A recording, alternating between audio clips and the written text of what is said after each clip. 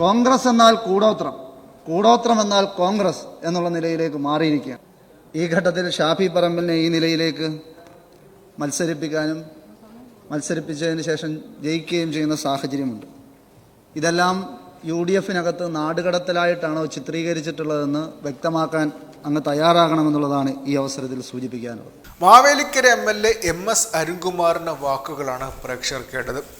സഭയിൽ പട്ടികജാതി പട്ടികവർഗ പിന്നോക്കക്ഷേമ വകുപ്പിന്റെ ധനാഭ്യർത്ഥന ചർച്ചയിൽ പങ്കെടുത്ത് സംസാരിക്കുകയായിരുന്നു അദ്ദേഹത്തിന് മുൻപേ സംസാരിച്ച ലീഗിന്റെ അംഗമായിട്ടുള്ള മഞ്ഞളാംകുഴി അലി മുൻ മന്ത്രിയായിരുന്ന K രാധാകൃഷ്ണനെ CPIM കേരളത്തിൽ നിന്ന് നാട് കടത്തിയതാണെന്നൊരു ഡയലോഗ് അടിച്ചിരുന്നു.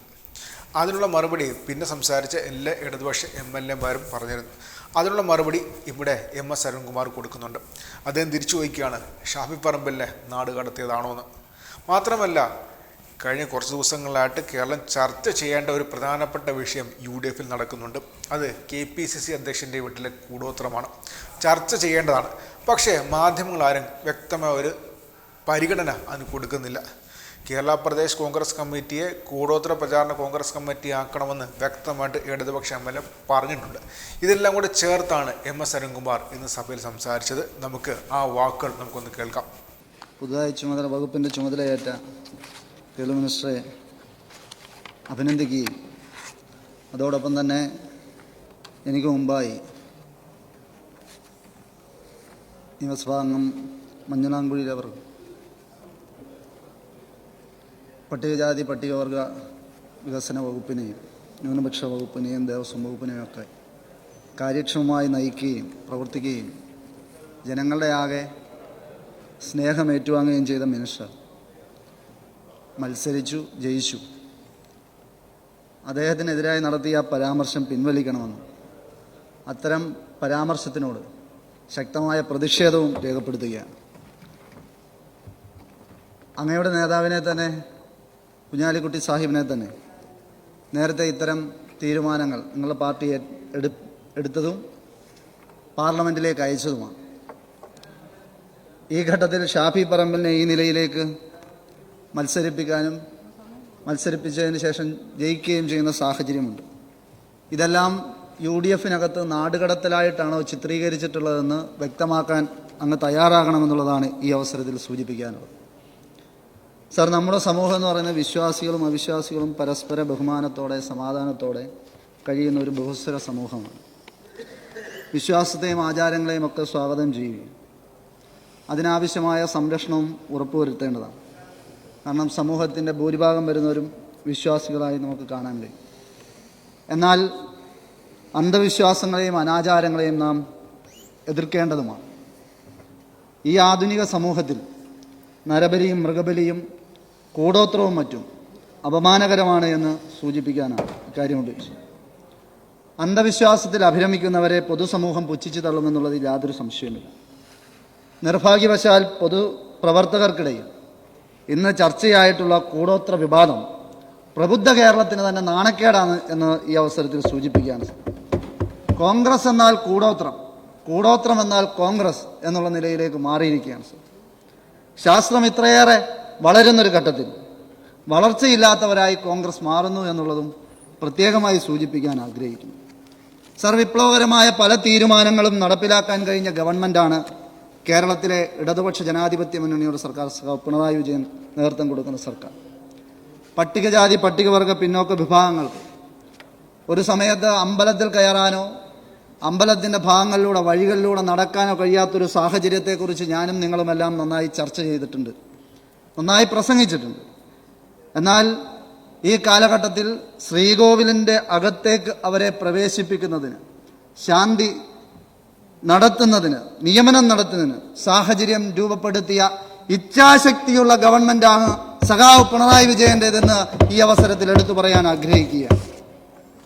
സാധാരണ മനുഷ്യരുടെ സ്വപ്നങ്ങൾ, അവരുടെ സ്വപ്നങ്ങൾക്ക് നിറം പകരാൻ, അവരുടെ സ്വപ്നങ്ങൾ യാഥാർത്ഥ്യമാക്കാൻ ഓരോ കുടുംബത്തിലെയും ഒരംഗമായി പ്രവർത്തിക്കാൻ ഇടതുപക്ഷ ജനാധിപത്യ മുന്നണിയുടെ ഗവൺമെൻറ്റിന് കഴിഞ്ഞിട്ടുണ്ട്. അടിസ്ഥാന ക്ഷേമ വികസന പ്രവർത്തനങ്ങൾക്ക് പട്ടികജാതി പട്ടികവർഗ ന്യൂനപക്ഷ വിഭാഗങ്ങളെ ഹൃദയത്തോട് ചേർത്തു പിടിക്കാൻ കഴിഞ്ഞ 8 വർഷക്കാലമായി ഒന്നും രണ്ടും പിണറായി വിജയൻ സർക്കാരിന് സാധിച്ചിട്ടുണ്ട് എന്നുള്ളതാണ്.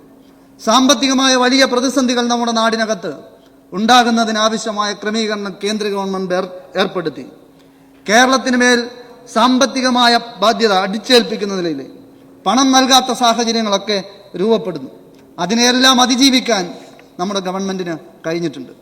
പുതിയ ലോകക്രമത്തിൽ സാമൂഹിക സാമ്പത്തിക പുരോഗതി കൈവരിക്കുന്നതിനാവശ്യമായ രീതിയിൽ വിദ്യാഭ്യാസവും നൈപുണ്യ വികസനവും തൊഴിലവസരവും നൽകി പട്ടികജാതി പട്ടികവർഗ വിഭാഗത്തിലെ അഭ്യസ്തവിദ്യരായ യുവതീ യുവാക്കളെ ഒരേ സമയം തൊഴിൽ സംരംഭകരാക്കി മാറ്റാൻ, തൊഴിൽ ദാതാക്കളാക്കി മാറ്റാൻ നിരവധിയായ പദ്ധതികൾ ആവിഷ്കരിച്ചു.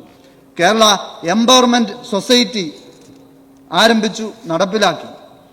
പുതിയ സംരംഭങ്ങൾ തുടരാൻ ആഗ്രഹിക്കുന്ന സാമ്പത്തികമായ സഹായം നൽകാൻ സമാനമായ മേഖലകളിലെ വിദഗ്ധരുടെ മാർഗനിർദ്ദേശങ്ങൾ നൽകുന്നതിനായി സ്റ്റാർട്ടപ്പ് സിറ്റി എന്ന പുതിയ പദ്ധതി നടപ്പിലാക്കുകയാണ്.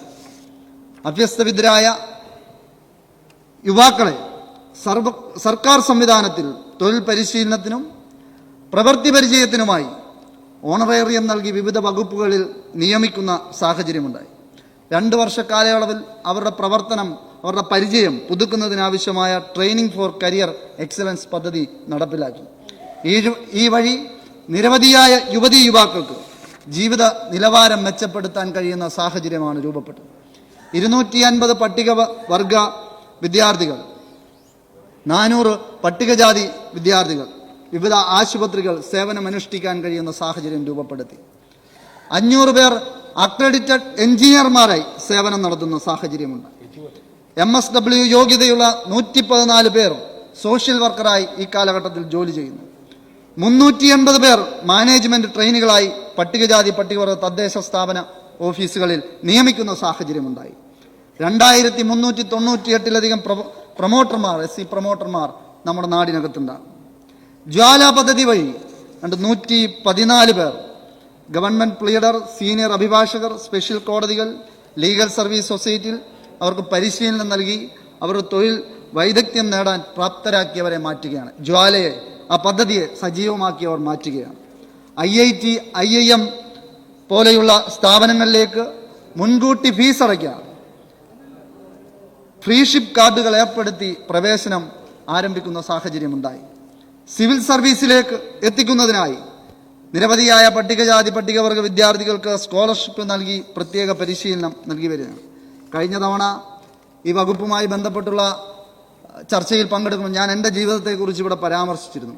ആ വകുപ്പ് എങ്ങനെയാണ് ഓരോ പട്ടികജാതി പട്ടികവർഗ പിന്നോക്ക വിദ്യാർത്ഥികളെ കരുതലോടെ കൊണ്ടുപോകുന്നത് എന്നുള്ളതിനെക്കുറിച്ച്. സർ, ഈ കാലയളവിലും വിദ്യാഭ്യാസ രംഗത്ത് വലിയ മുന്നേറ്റം സൃഷ്ടിക്കാൻ ഈ വകുപ്പിന് കഴിഞ്ഞിട്ടുണ്ട്. ലോകത്തിന്റെ ഏത് കോണിലേക്കും കടന്നു ചെല്ലാനും ഏത് നിലയിലുള്ള വിദ്യാഭ്യാസം സ്വായത്തമാക്കാനും കഴിയുന്ന നിലയിലേക്ക് നമുക്ക് മാറാൻ കഴിഞ്ഞു.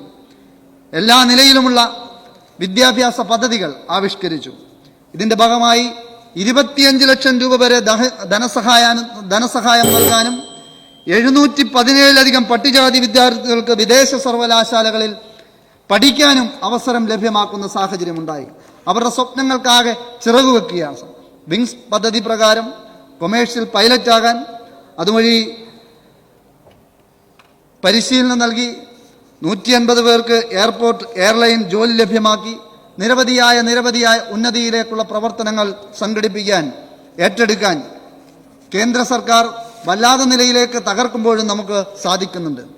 2.5 ലക്ഷത്തിന് മേൽ വരുമാനമുള്ള പട്ടികജാതി പട്ടികവർഗ വിദ്യാർത്ഥികൾക്ക് കേന്ദ്ര സർക്കാർ പോസ്റ്റ് മെട്രിക് സ്കോളർഷിപ്പ് നിഷേധിക്കുന്ന സാഹചര്യമുണ്ടായി. ആരും ഒരു വാക്കും മിണ്ടുന്ന കണ്ടില്ല അപ്പുറത്ത് നിന്ന്. പക്ഷെ ബജറ്റിൽ തുക വകയിരുത്തി വരുമാന ഭേദമില്ലാതെ എല്ലാ പട്ടികജാതി പട്ടികവർഗ വിദ്യാർത്ഥികൾക്കും സ്കോളർഷിപ്പ് നൽകാൻ തീരുമാനിച്ച സർക്കാരാണ് ഇടതുപക്ഷ ജനാധിപത്യ മുന്നണിയുടെ സർക്കാർ. 1-ാം ക്ലാസ് മുതൽ 8-ാം ക്ലാസ് വരെയുള്ള പിന്നോക്ക വിദ്യാർത്ഥികൾക്ക് നൽകി വരുന്ന സ്കോളർഷിപ്പ് കേന്ദ്ര സർക്കാർ നിർത്തലാക്കി. നമ്മുടെ സർക്കാർ സ്കോളർഷിപ്പ് പുനഃസ്ഥാപിക്കാൻ കഴിയുന്ന സാഹചര്യമാണ് നടപ്പിലാക്കിയിട്ടുള്ളത്. സർ, നവകേരള നിർമ്മിതിയിലേക്ക് ചുവടുവെക്കുന്നതിനെ കുറിച്ചെല്ലാം നമ്മൾ ചർച്ച ചെയ്തു. നിരവധിയായ വീടുകൾ ഇപ്പോൾ പൂർത്തീകരിച്ചു കഴിഞ്ഞു. ഏതാണ്ട് 1,40,121 വീടുകൾ ലൈഫ് ഭവന പദ്ധതി മുഖേനയും അതോടെ വകുപ്പിന്റെ വിഹിതം 418 കോടിയിലധികം രൂപ ചെലവഴിച്ചുകൊണ്ട് പൂർത്തിയാകുന്ന നിലയിലേക്ക് വന്നു. 17,829 വീടുകൾ പുതുമോടിയിലേക്ക് സേഫ് പദ്ധതി വഴി മാറുന്ന സാഹചര്യമുണ്ടായി. അംബേദ്കർ ഗ്രാമത്തെക്കുറിച്ച് സൂചിപ്പിക്കും. എൻ്റെ മണ്ഡലത്തിലടക്കം നിരവധിയായ പദ്ധതികളിലൂടെ, അംബേദ്കർ ഗ്രാമം പദ്ധതിയിലൂടെ നിരവധിയായ അടിസ്ഥാന സൗകര്യ വികസനങ്ങൾ ആ പ്രദേശങ്ങളിൽ ഉണ്ടാകുന്ന സാഹചര്യമുണ്ടായി. സർ, സ്വകാര്യവൽക്കരണ നയങ്ങൾ, ആഗോളവൽക്കരണ നയങ്ങൾ കേന്ദ്ര ഗവൺമെന്റ് വല്ലാതെ നടപ്പിലാക്കിക്കൊണ്ടിരിക്കുന്ന സാഹചര്യം. ഒരു മിനിറ്റ് സർ. നമ്മുടെ പട്ടികജാതി പട്ടികവർഗ വിഭാഗത്തിൽപ്പെട്ടവർക്ക് സ്വകാര്യ മേഖലയിലും എയ്ഡഡ് അൺഎയ്ഡഡ് മേഖലകളിലുമൊക്കെ സംവരണം ഏർപ്പെടുത്തുന്നതിനെക്കുറിച്ച് കൂടി ഗൗരവമായി ചിന്തിക്കണം എന്നുള്ളത് കൂടി ഈ അവസരത്തിൽ സൂചിപ്പിച്ചുകൊണ്ട്, ഇന്ത്യൻ ജനസംഖ്യയുടെ 30% വരുന്ന പട്ടികജാതി പട്ടികവർഗ ജനവിഭാഗങ്ങൾ ഇന്നും സമൂഹത്തിന്റെ പിൻനിരയിലാണ്. എന്നാൽ രാജ്യത്തെ പൊതുസ്ഥിതിയിൽ നിന്നും ഏറെ മുന്നിലാണ് നമ്മുടെ കേരളം. ഇനിയും പരിഹരിക്കേണ്ട നിരവധി വിഷയങ്ങൾ പരിഹരിക്കാൻ കഠിന പരിശ്രമത്തിൽ ഏർപ്പെടുന്ന വകുപ്പിനെയും ഗവൺമെന്റിനെയും പ്രത്യേകമായി അഭിനന്ദിച്ചുകൊണ്ട് ഈ ധനാഭ്യർത്ഥന ചർച്ചയെ പിന്തുണച്ചുകൊണ്ട് എന്റെ വാക്കുകൾ ഉപസംഹരിക്കുന്നു.